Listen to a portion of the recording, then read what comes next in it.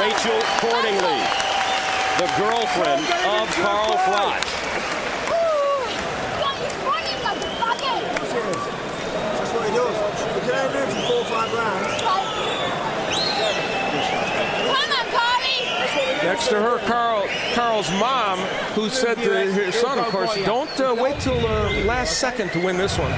His mother, Carol, in attendance. That's where the counterpunch came from Dirrell. And then Froch follows him around the ring and lands a right hand. So that shows you 2 things, the great counterpunching of Dirrell, but the determination of Froch. Oh, that's a straight, perfect straight left hand. But like you said, Froch is determined to get his back. And I think this fight now will be held in close quarters now. Wasn't pretty what Carl Froch did, but he got the punch in.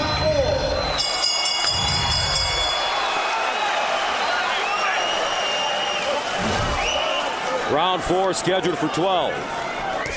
Carl Froch, the champion in black. Andre Dirrell, the challenger, in the green trunks. Now, Carl Froch spars with fighters from Brendan Ingles' stable here in England, who we just saw one of Brendan's fighters, Junior Witter, who switches all over the place. And they do. His fighters don't even know what they're supposed to be at any given moment. They're lefty, they're righty. He said that really prepares him for Andre Dirrell. We'll see. Dirrell, sharp left hand. Now he's starting to sit down a little bit.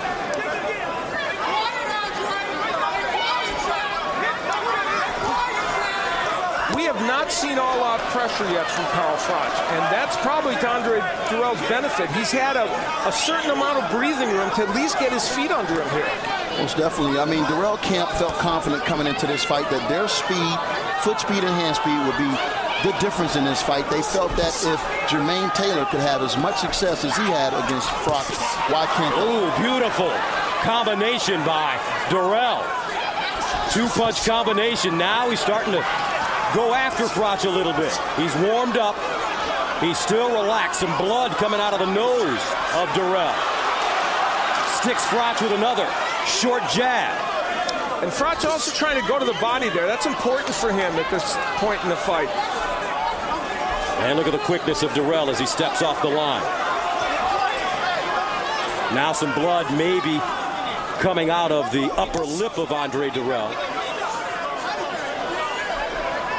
It's interesting, even though he's doing fairly well in this fight, he's the guy that has the bloody nose and bloody mouth, but Froch has gotten some shots in. Looking at this fight, this round here, I believe Froch is telling himself he's going to have to take some chances. Yes. He's going to have to take some risks in order to solve the speed puzzle against Dirrell. You couldn't be more correct, Antonio, and this is the moment when he realizes it. Yes. And literally he sees blood, and there's a right hand to the body. Froch is going to the body, and that's important right now. Andre Dirrell, very seasoned. We told you about his bronze medal at the Olympics. He's fought in 236 amateur fights with a 214 and 22 record. You can feel this fight, the intensity heating up as we move forward.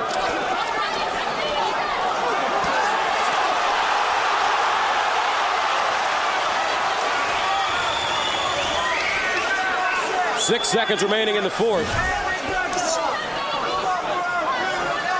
These are very close rounds.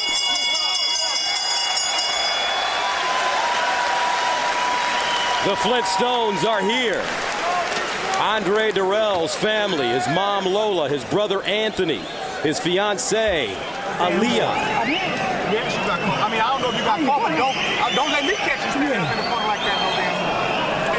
Yeah, let them hands go big.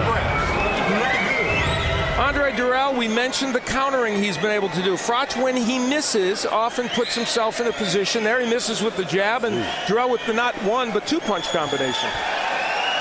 And you see it again, Antonio. Yeah, he's leaning out. He's reaching out there. Like I said, he has to take chances in order to solve that speed. And so he's saying, hey, cautious to the wind. I got to do whatever I have to do to get inside. And we should point out, if you've never seen Carl Froch fight, he has a granite chin. He was down against Taylor, but to knock him out is a difficult task, even to hurt him.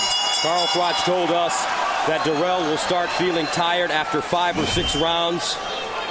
Dirrell coming over only 6 days in advance. Froch thought he should come over between 21 days and 3 weeks in advance. He called Dirrell cheeky, disrespectful for not coming over here and training properly. That may have been a slight overstatement, you know? Ooh, very nice right hand by Dirrell. You see the hand speed. We talked about the fact that Andre Dirrell hadn't yet in his career fought a fight in which he did what he's doing right now, and that is box, but not run, not engage in silly exchanges with people. Well, he is doing his best to fight exactly the right kind of fight. It's a very close fight right now, but he is doing the right thing. Yes, he is, and it seems as if he's growing up right before our eyes, you know, and I just commend him on his fighting style right now. If he can stay with this, he should do well tonight. But I have to say, Al, this is a fast fight. I mean, they're fighting with a lot of intensity, and can he withstand this through 12 rounds? Froch hasn't yet put the kind of wild pressure on him that we might expect, but he has kept pushing him back and kept attacking. Another right hand by Dirrell, and Froch throws him down. Is this MMA? A sumogeishi. You may mistake him for Fedor, who you're going to see soon.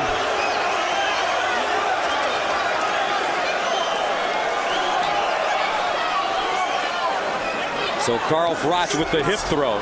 Andre Dirrell gets back on his feet and goes back to work. He's been the busier fighter. And can't you feel, sitting here at ringside, what we don't know yet is when Carl Froch lands a major punch. We haven't seen him land something really strong yet, and that's going to tell us the final piece of the puzzle about how Andre Dirrell will do tonight.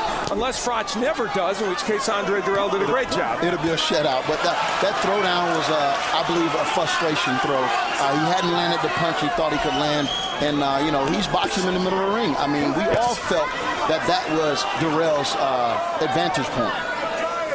Dirrell fought Tony Hanshaw in May, got in trouble in the first round, almost got knocked down, but then came back to score a very impressive 5th round stoppage.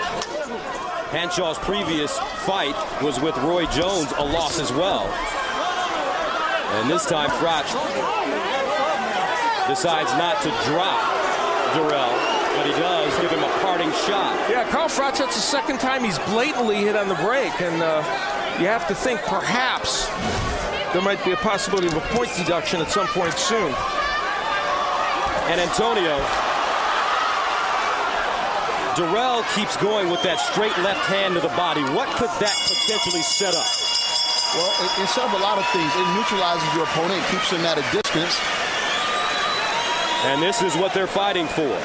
The Super 6 World Boxing Classic Cup.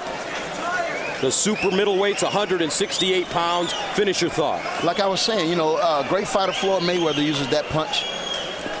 Hold on. Quiet. Floyd Mayweather Jr. uses that punch excellently. He keeps an opponent at bay, and then he can set up anything, the right hand or the hook. So I think Dirrell is doing pretty much the same thing. An example of the wrestling activity we saw in the last round, the frustration by Froch, or just an awkward moment. The Trent FM Arena in Nottingham. Carl Froch, the WBC world title holder. This is his 2nd defense here at the Super 6 World Boxing Classic, the super middleweights. He defended it at first against Jermaine Taylor, and now in one of the biggest tournaments in the world, he'll do it against Dirrell. We talked about how well Andre Dirrell would do with all the nervous energy that he would have early in the fight. That hasn't been a big issue for him, as he shows his skill to slip punches as well, because he hasn't fought like he has nervous energy. No, he's fighting definitely with a lot of composure, a lot of energy, I might add. And he's trying. He's trying to really show the people that he deserves to be WBC champion. You know, we have to to think about the possibility that Andre Durrell has already made Carl Froch respect his power, because Carl Froch is not attacking with as much abandon. A side headlock, I'll tell you what, your MMA experience is going to come in handy, Gus. I know. Froch missing with a wild left hook. Froch's technique is worse than normal. Yes. And I mean, he's not normally a pretty boxer. His technique is not great tonight, and he's throwing way too many wild left hooks. Well, his technique isn't great because he's never fought anybody as quick as Durrell. Carl Froch, he beat Jermaine Taylor. He beat Jean Pascal. Nice left hand by Durrell. And now some dirty boxing by both fighters. And Hector Afool will have a conversation with both gentlemen. You sure you want to use the word gentleman? Nice right hand by Froch. It's heated up now, but for Andre Durrell, this is a trick bag. You don't want it to heat up too much.